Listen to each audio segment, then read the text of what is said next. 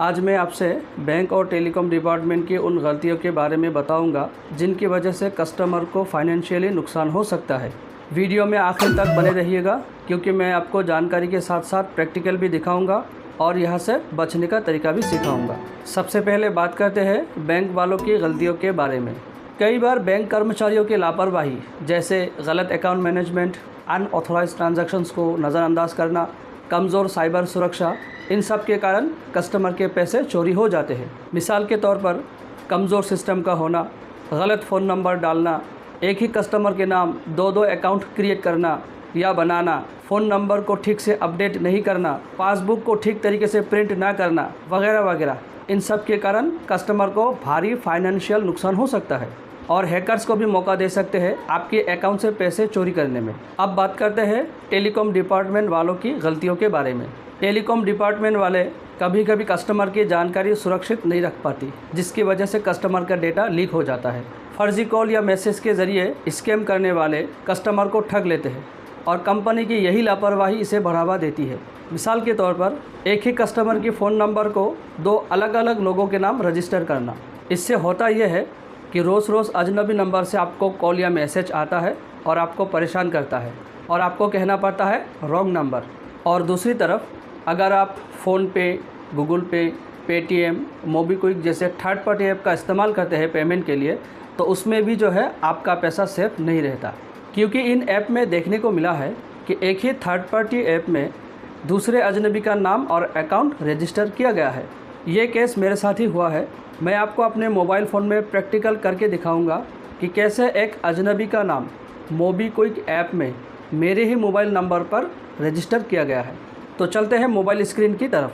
तो हम मोबाइल की स्क्रीन में आ चुके हैं। यहाँ पर आपको दिखाई दे रहा है मोबीक्विक ऐप। हम इसे ओपन करेंगे, उसके बाद हम यहाँ पर क्लिक करेंगे, उसके बाद हम नीचे स्क्रॉल करेंगे, उसके बाद हम यहाँ पर क्लिक करेंगे, उसके बाद हम यहाँ पर क्लिक करेंगे। उसके बाद आप लोग देख सकते हैं यहाँ पर दो बैंक अकाउंट दिखाई दे रहा है। एक है यूको बैंक, दूसरा है SBI। तो सबसे पहले मैं यूको बैंक पे क्लिक करूंगा। तो यहाँ पर आप लोग मेरे यूको बैंक का डिटेल्स देख सकते हैं। मैं थोड़ा सा नीचे स्क्रॉल करूंगा। यहाँ पर आप देख सकते हैं अकाउंट होल्डर का नाम जो कि मेरा है। यहाँ पर IFSC कोड लिखा हुआ है और नीचे मेरा एड्रेस दिया हुआ है। और यहाँ पर आप मेरा मोबाइल नंबर देख सकते हैं। मैं आपको पूरा मोबाइल नंबर इसलिए नहीं दिखा सकता क्योंकि ये मेरा पर्सनल चीज़ है, प्राइवेट है, इसलिए मैंने जो है बीच में इसको ब्लर करके रखा है। उसके बाद हम SBI बैंक में क्लिक करेंगे। ये स्टेट बैंक ऑफ इंडिया का जो है पूरा अकाउंट का डिटेल्स हमारे सामने आया है। हम थोड़ा सा नीचे स्क्रॉल करेंगे। अब जाकर जो है आपको असली मुद्दा यहाँ पर पता चलेगा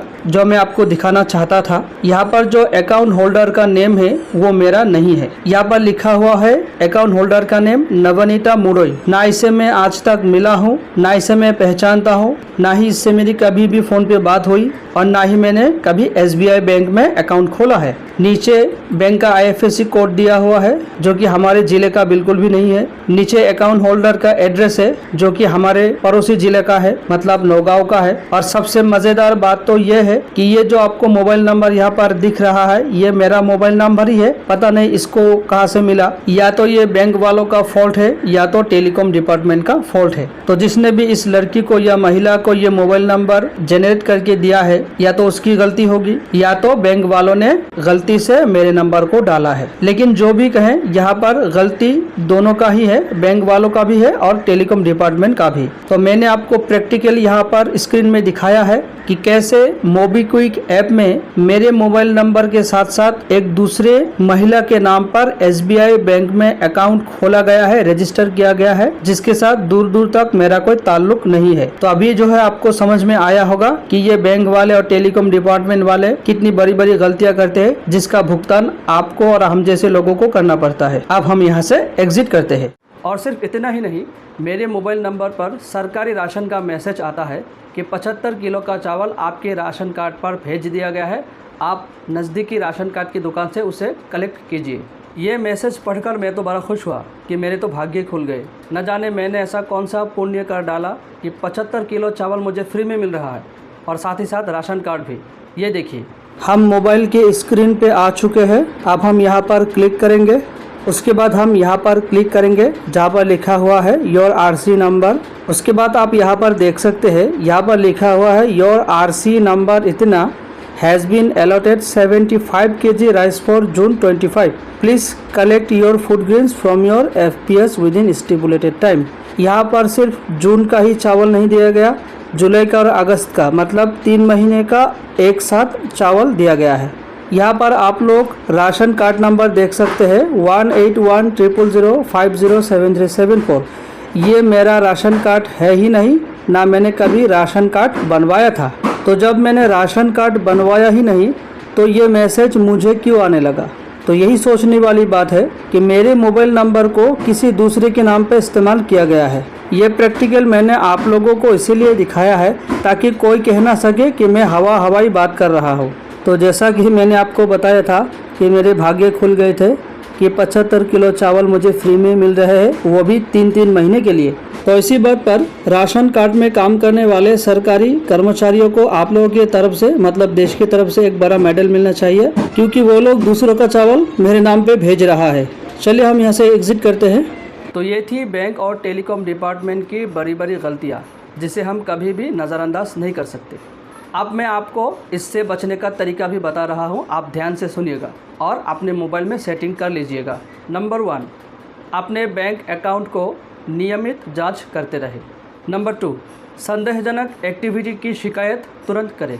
नंबर 3, मजबूत पासवर्ड और 2 स्टेप वेरिफिकेशन का इस्तेमाल करें।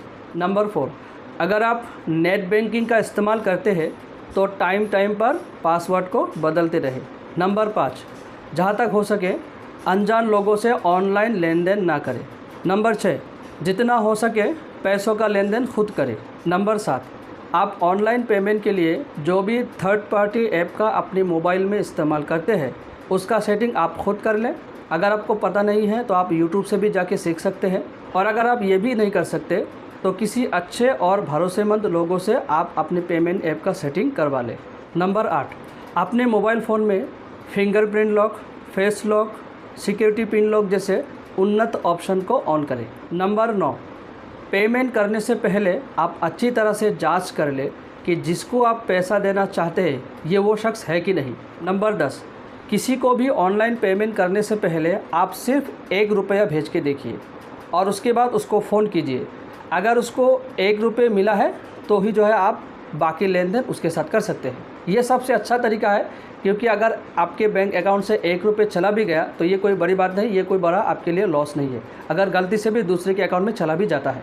और नंबर 11, अगर इन सब के बावजूद भी आप गलतियां कर बैठते हैं या गलतियां कर लेते हैं तो तुरंत पुलिस, टेलीकॉम डिपार्टमेंट और बैंक डिपार्टमेंट को खबर करें, मतलब कंप्लेंट करें।